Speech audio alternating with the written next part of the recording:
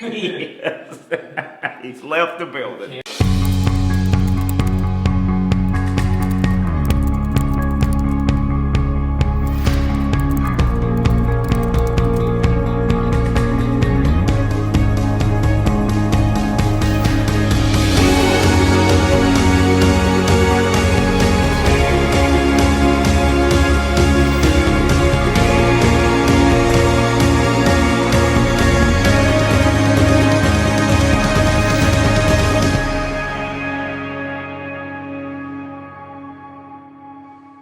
Hi, I'm Billy Weiss, and welcome to episode 2 of the Lifestyle Construction Show. I certainly hope you enjoyed episode 1 last week, and I would love to hear your comments on how you did by giving up the sugary sodas and energy drinks and drinking more water. And I found it really interesting that this week I saw a story that San Francisco is going to have a requirement that they have to post on sugary drinks that talks about how it increases the risk for diabetes, obesity, and tooth decay. So I thought that fit right into our tip of the week last week to give up those sugary drinks and drink more water. That being said, let's get right into episode 2 and let's answer the first question, which comes from April. April asks, what is your best advice for maintaining a weight or fat loss goal once it is achieved?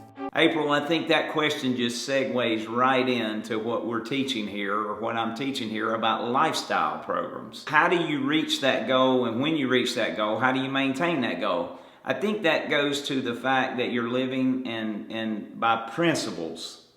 And those principles may vary somewhat. You may have more leeway, but the principles never really change. So there's no gimmicks, there's no easy answers, there's no magic pills. There's no special potion, there's no 2 or 3 or 4 or 6 weeks, there's none of those things. What we have is you have the 5 pillars that we're living by, you have those type of things that you are going to live by no matter what. And again, the numbers could vary some, but the principles stay the same so that no matter where you are, whether you're traveling, no matter how hard you're working out, no matter what your goals are, you can maintain them using the same principles throughout life. And those, again, based on if you reach that maximum goal that you've been working for, or you reach that unachievable seemingly thing, then you may have more room to change what you're doing and add a little more of this or a little more of that. But as long as you stick to the principles and we're not using gimmicks, I think that you'll find you'll be able to maintain that for the rest of your life without any more effort than it took to be where you wanted to be. All right, question 2 comes from Nellie. Nellie asks, how do I find consistent programming that will meet my goals of becoming stronger and a better athlete? Nellie, this is another great question, and I thank you for sending it in. To maintain strength and become a better athlete, what I have found is the best type of programming is a resistance training combined with high intensity. For me, I use CrossFit for that type of training. I actually own 2 CrossFit gyms. That's the type that I am the most familiar with, and I believe that the principles of CrossFit that make it work for the type of training that you're talking about is that it does require resistance and weight training, and it is high intensity. So when we can combine those 2 and push ourselves beyond the limits that we believe when we're in a group, that we believe we're able to do, many times it makes us achieve things or helps us achieve things that we never thought we could achieve. And hence then we can be better at athletics, we can be better at weightlifting, we can be better at resistance training. And the beauty of that is, I think at the same time, that studies prove that increases my aerobic capacity much more than just traditional aerobic training. So things like just going out for long runs, or things like just going and making that your primary source of training, things like getting on the treadmill or the elliptical, and going for these longer, slower paced workouts. They do increase your aerobic capacity, they do help the body burn fat, but they're not nearly as efficient at doing either, according to the research, as doing the high intensity training. And then we want to make sure that we have 2 to 3 days a week of resistance training or strength building in combination with our high intensity training. And that strength training and resistance training can be the high intensity training when done properly, as I'm sure you already know. So that's the kind of principles we want to look at. CrossFit, of course, is constantly varied, so we're not doing the same routine over and over.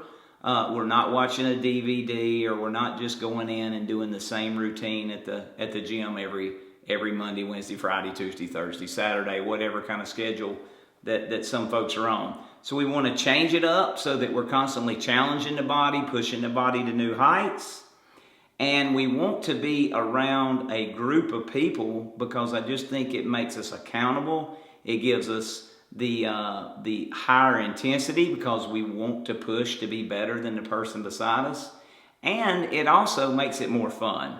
I personally have tried working out alone, and it's not nearly as much fun as being in the group, and I certainly think that it pushes me to be my best self and to be a better athlete. And then, of course, to maintain that strength and to be a better athlete, I think always going into, if you're comfortable with it, going into a competition of some type, whether it be a CrossFit competition, a Spartan race, or a mud run, or just a 5K if that's what you wanted to do, just to push you a little bit, keep you razor sharp as you go through. All right, the tip of the week for episode 2, make sure that you start replacing processed foods with real foods. Think of anything in a box, a bag, or a can.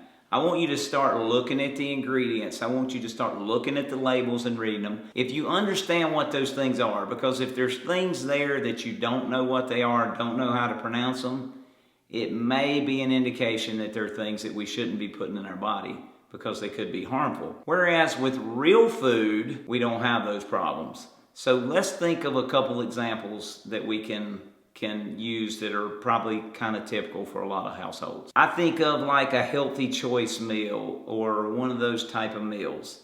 It says Healthy Choice. People would think that it would be healthy, but if you start to look at the ingredients, if you start to look at the ways they say to prepare it, if you start to look at the way it's stored or what it's stored in, that may not be the best choice.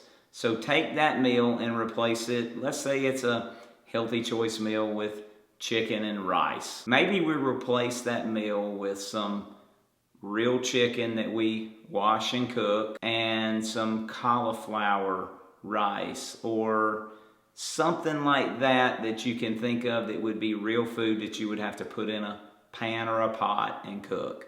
And another great example may be like a boxed or an instant macaroni and cheese or a boxed or instant potatoes. Let's take and replace those with a big salad or some type of broccoli or again cauliflower potatoes. Those are the kind of things that we want to start to think of.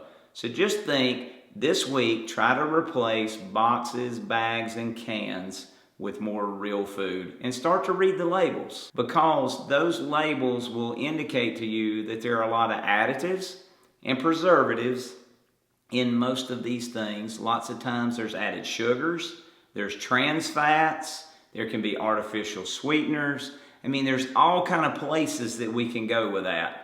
So if you will start to make yourself conscious of those things, and as we go through some of these shows, we'll start to help you understand how those things can cause us to have weight gain. They can create higher blood sugar levels. They can create inflammation, which can create high blood pressure and joint pains. And it just goes through a whole myriad of the kind of diseases and conditions that Americans suffer with. So the more we can get back to God-given quality foods and away from things that are processed or pre-prepared, the better off we'll be. Follow us at Lifestyle Construction, and please remember to be featured on the show. Send your questions in. You can also join our newsletter at BillyWeese.com. And that's it for episode 2. Thanks so much for joining us. We'll be back next week for episode 3.